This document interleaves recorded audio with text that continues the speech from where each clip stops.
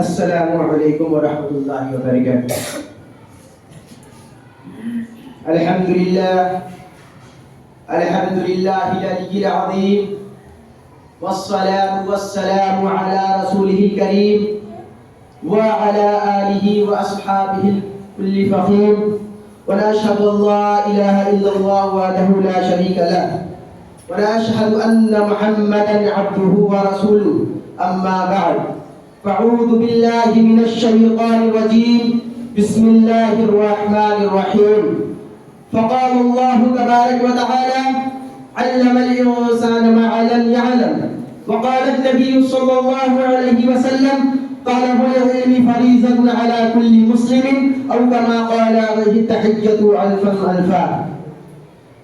وہ قوم کسی شان کی حقدار نہیں ہے کہ وہ قوم کسی شان کی حقدار نہیں ہے جس قوم کی عورت ابھی بیدار نہیں ہے۔ معزز سامعین اکرام، اللہ تعالیٰ نے انسانوں کو پیدا کیا اور ان کو ساری مخلوقات پر امتیازی شان عنایت فرمایا۔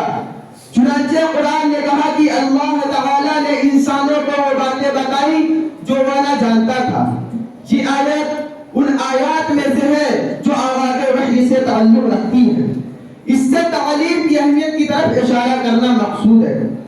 اسی طرح تعلیم کی اہمیت کا پتہ یعلمہم الکتاب والحکمہ سے بھی چلتا ہے۔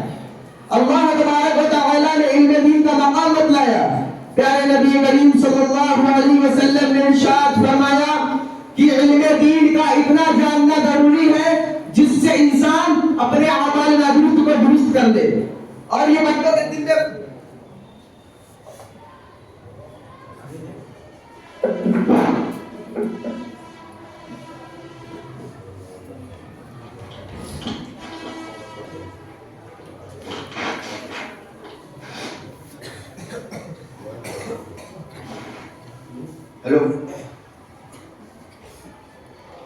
اللہ کے پیارے رسول کریم صلی اللہ علیہ وسلم نے ارشاد فرمایا کہ علم دین کا اتنا جاننا ضروری ہے جس سے انسان اپنے اعمال نادرست کو درست کر لے، اور یہ بندوں کے ذمہ فرض ہے۔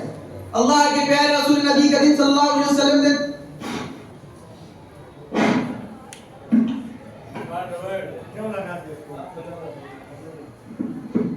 اللہ کے پیارے رسول نبی کریم صلی اللہ علیہ وسلم نے ارشاد فرمایا، چنانچہ حضرت انس رضی اللہ تعالیٰ عنہ روایت کرتے ہیں: طلب الفقہ واجب علی کل مسلم، کہ مسلمانوں پر علم کا طلب کرنا فرض ہے اور اس کی پابندی ہم پر واجب ہے۔ میرے محترم بزرگوں اور دوستوں، یہ تمام باتیں علم اور اس کی تحصیل پر دلالت کرتی ہیں۔ یہ بات بھی واضح ہے کہ علم دین حاصل کرنے میں مردوں کی طرح عورتیں بھی برابر کی شریک ہیں۔ مطلب یہ ہے کہ جتنے عقائد و عبادات سے اصلاح ہو جائے، اتنا علم جس طرح مردوں کو سیکھنا ضروری ہے اسی طرح عورتوں کے لیے بھی لازم ہے۔ کتابوں کے اندر یہ بات صراحت سے ملتی ہے کہ نصوص مردوں اور عورتوں کے حق میں عام ہے۔ غرض کی تعلیم کا سیکھنا دونوں کے لیے ضروری ہے۔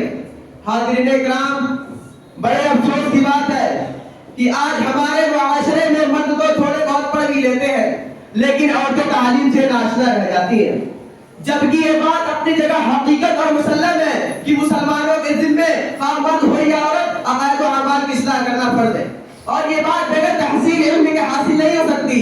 یہ بات بھی واضح ہے کہ علم دین حاصل کرنے میں مردوں کی طرح عورتیں بھی برابر کی شریک ہیں۔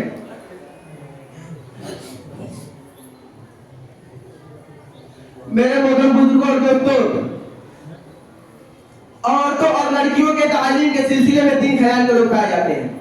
پہلی جماعت یہ کہتی ہے کہ پڑھنا پڑھانا سب برابر ہے۔ دوسرے لفظوں میں کہا جا سکتا ہے کہ یہ تعلیم نسواں کے مخالف ہے اور نہ حامی ہے مگر تعلیم کا اہتمام نہیں۔ دوسری جماعت اس کی مخالف ہے۔ تیسری جماعت تعلیم نسواں کی حامی ہے، جبکہ یہ بات بھی اپنی جگہ حقیقت ہے کہ تعلیم مومنوں کا گمشدہ زیور ہے، لیکن تعلیم کیسے حاصل کی جائے۔ چنانچہ تینوں جماعت میں مختلف کوتاہیاں واقع ہوئی ہے۔ پہلی جماعت کی کوتاہی سب سے شدید اور سب سے بڑی ہے، وہ یہ ہے کہ سیرت سے مذکورات کو تعلیم دینے کو ہی ضروری نہیں سمجھتے، اور دلیل یہ پیش کرتے ہیں کہ عورتوں کو کوئی نوکری کرنا رہ گیا ہے جو ان کے پڑھانے کا اہتمام کیا جائے۔ معلوم ہوتا ہے کہ تعلیم کی غرض نوکری کرنا ہے۔ ان لوگوں نے نصوص و روایات میں غور کیا جو مردوں اور عورتوں دونوں کے لیے ایک تعلیم کو فرض قرار دے رہی ہے، اور نے اس تعلیم کو سمجھا جو کہ فرض ہے۔ سوچ سمجھ لینا چاہیے کہ علوم سے غرض نوکری نہیں، بلکہ غرض یہ ہے کہ انسان کا قائد و عمل، معاملات و معاشرت اور اخلاق وغیرہ درست ہو جائے۔ دوسری جماعت جو تعلیم کی مخالف ہے، ان کو سب سے زیادہ احساس سمجھتی ہے۔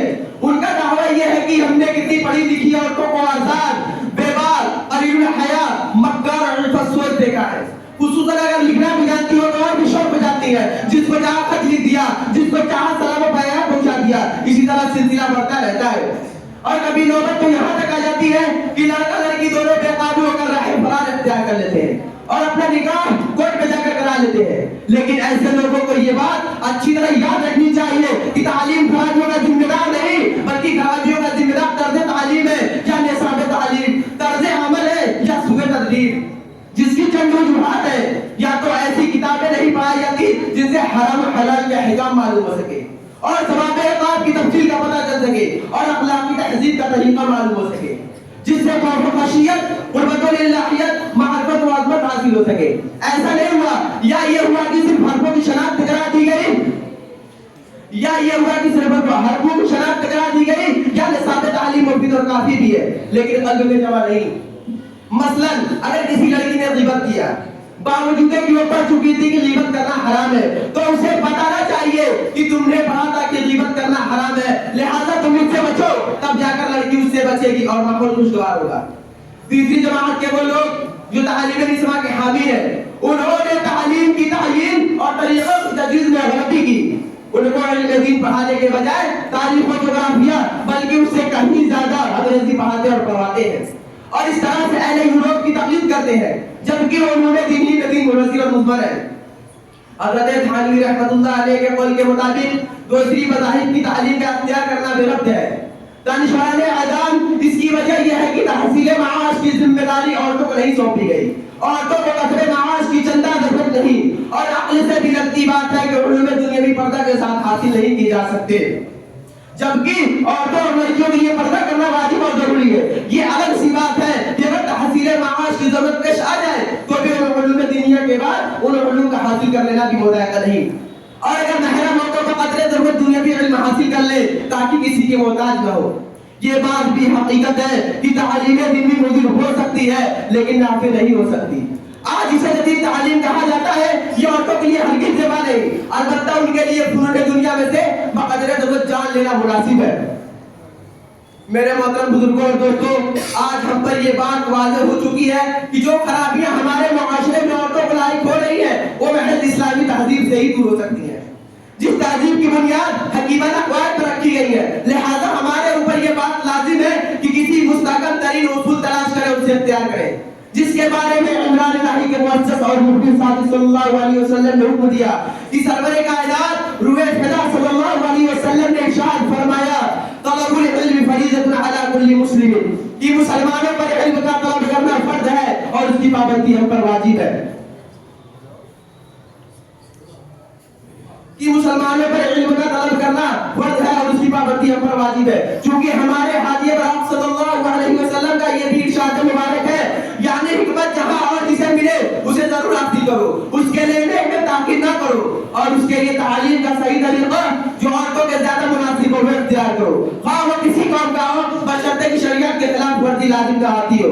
لہذا ہمیں جہاں سے اپنا یوسف گنگشتہ مل جائے اس کے لینے میں تاخیر نہ کرے، کیونکہ علم و حکمت مومن کا گمشدہ مال ہے، جیسا کہ سرکار دو عالم صلی اللہ علیہ وسلم نے ارشاد فرمایا، الحکمت ضالۃ المؤمن یاخذها ان وجدها، کہ علم و حکمت مومن کا گمشدہ مال ہے، وہ اس کو لے جہاں اسے ملے، اور ہم تعلیم کا وہ طرز اختیار کریں جو فضیلت بشری اور فطرت انسانی پر پوری طرح منطبق ہو۔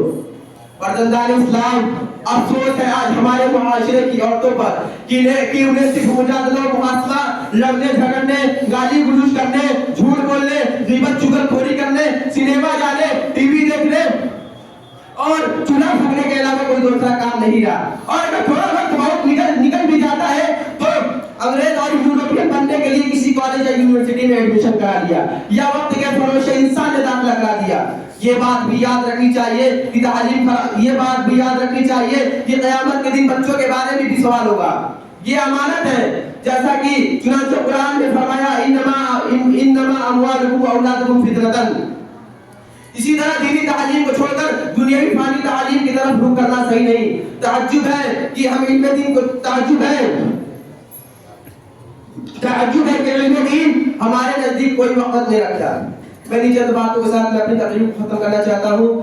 اللہ تبارک و تعالیٰ سے دعا ہے کہ اللہ تعالیٰ عورتوں کے دلوں میں دین کا شغف عطا فرمائے اور ان کے ولیوں سرپرست کو دینی تعلیم دلوانے کی توفیق عطا فرمائے اور ساتھ ساتھ ہمارے معاشرے میں جو خرابیاں پیدا ہو گئی ہیں ان کو دور فرمائے. واخر دعوانا الحمدللہ رب العالمین. السلام علیکم.